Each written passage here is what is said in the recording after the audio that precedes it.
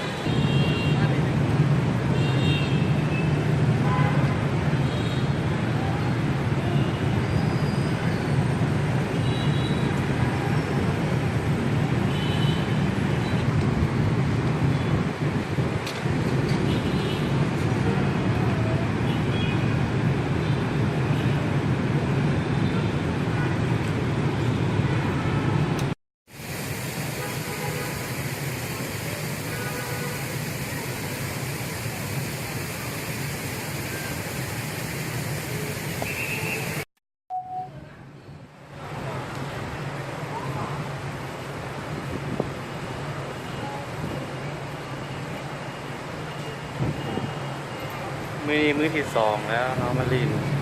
พาน้องไซมามาแต่ลาวเด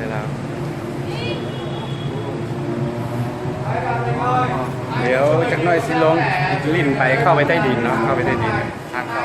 เดี๋ยวเข้าไปเปทงน้องไซเจ๋ยมั้ย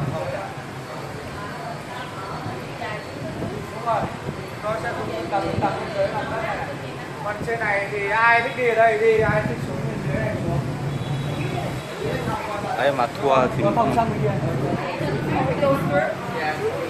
Bên dưới người ta bán hàng, người ta bán hàng. ลงไปใต้ดินมีดาเทล่าอย่างนี้มีดานะฮะนึกไป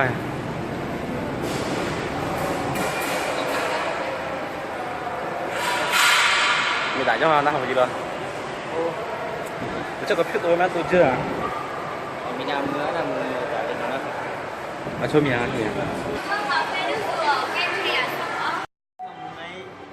ทีนี้มาชักกันเนาะอยู่ข้างหลังก็ยังไงยังกูก็ยังไงเหรอนำตุ๊กตาได้อยู่ล่ะน้ำตุ๊กตาคนแล้วอันนี้สั้นไหนแล้วสั้นสองใต้ดินเนาะสั้นสองใต้ดินที่สองโมโกตาเล่เนี่ยสร้างไทยสิไทยยังเนาะอะไรยืมไม่ได้มามือกันทุกขายืมมา10 บาทชั่วโมง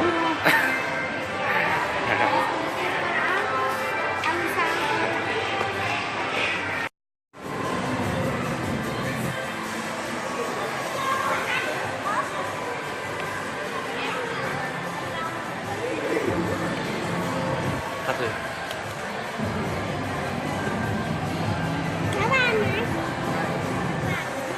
อาชีพประจำYa, ayo ma, jangan. Gắng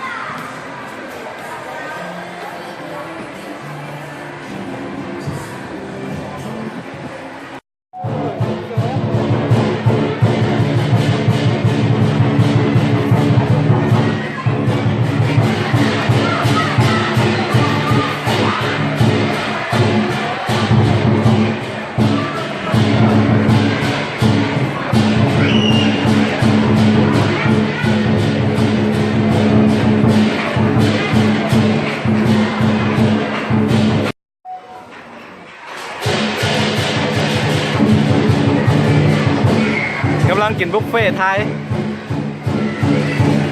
มากินน้ำกันเด้อไอ้อย่างซุปตัวนี้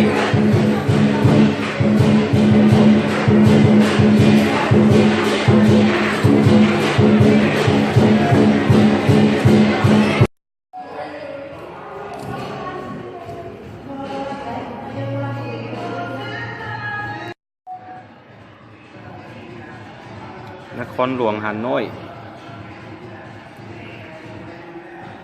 ซูชิซุป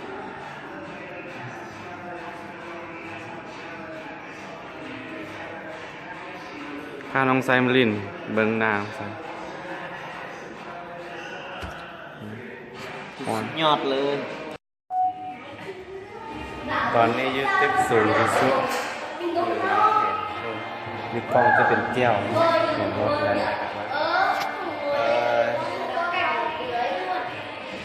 น่ากลัวเป็นตายาก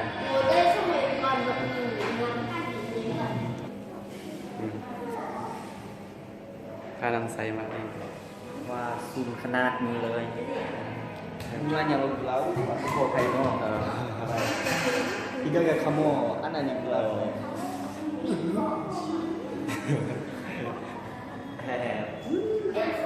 มูชิลุไทยโลมูชิลุไทยที่เราเล่าตัวเอาลูกเพื่อชูอะไรอย่างเรา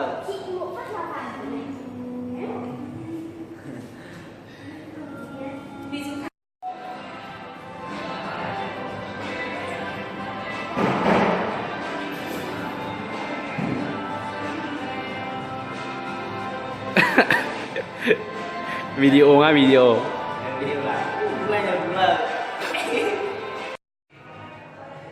วิดีโอเขาเจ๋ง รถไทยลงไปทะลุปีก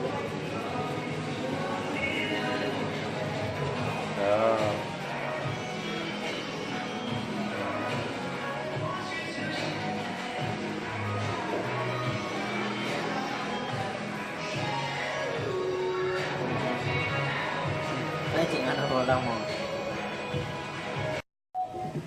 อยู่ฮันโน่ย ที่สามครับ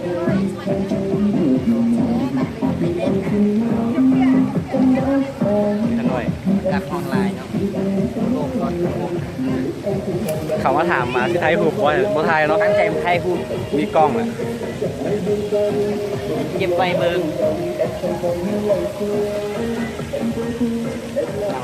ไปยังขึ้นมาตั้งนี้ เดี๋ยวสิพาไปชมวิวงามๆนี่ว่าจะเป็นสวนสัตว์น้องไซมาลินน้ำพาน้องไซมาลินน้องไซมาได้ลาวมาคนเดียวคาดเทียนมาเลยเนี่ยพามาลิน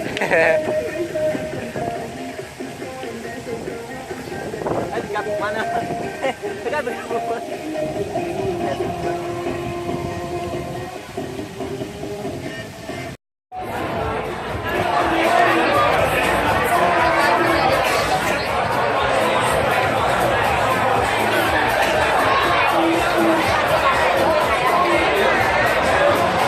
ผมได้เป็นงานเป็นอย่างไงนี่เป็นถนนเก่าของหัวเรือมอยู่ในนครหลวงฮันโน่ยนะเห็นว่ามีคนหลายอันที่กินล่องตรงนั้นมีคนเยอะแยะพาน้องไซมาเที่ยว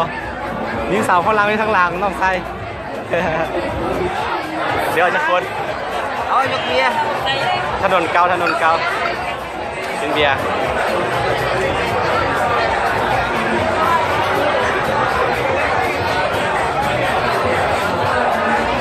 ผมได้แม่นงานเป็นอย่างว่านี่เป็นปกติแต่ละคืนเนาะ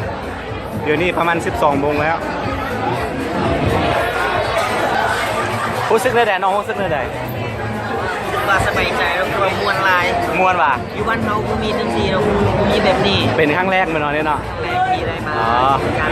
นี่ว่าขยะเกลืออีโมต้าอาชอบอีโมยังไอ้รอขยะอยู่ไหน โอ้ทุกโมอีน้ำมีขาจอเลยก็ต่อยยาวรอด แล้วก็นครหลวงฮันโน่ยเว้ยนครหลวงฮันโน่ยล่ะอาชอบอีโมว่าอะไรเหรอ หันด้วยจ้องหันด้วยอีน้ำมีขาเราหันด้วยอ่ะ นอนหน้าทางอยากโก้ช่วยจ้องอยากโก้มินจ้องอ่ะ แกอ่ะพวกอีนฝ่าจ้องอ่ะพวกอีนฝ่าพวกอีจะมีก็ทำมาถ้าที่เชื่อของชมบุรีเรา เดี๋ยวไอ้ซิสาวเวียดนามไปจักคนกลางคืนก็เดี๋ยวคนเดียวกันกินแล้วกันแล้วแดกเบียร์แล้วกันกินเบียร์แล้วกันมา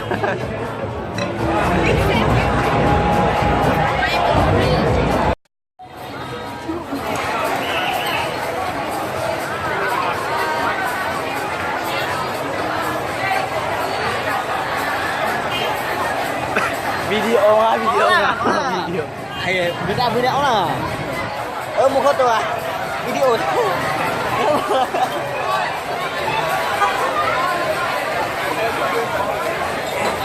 ไอ้ยังอ่ะเดี๋ยวมา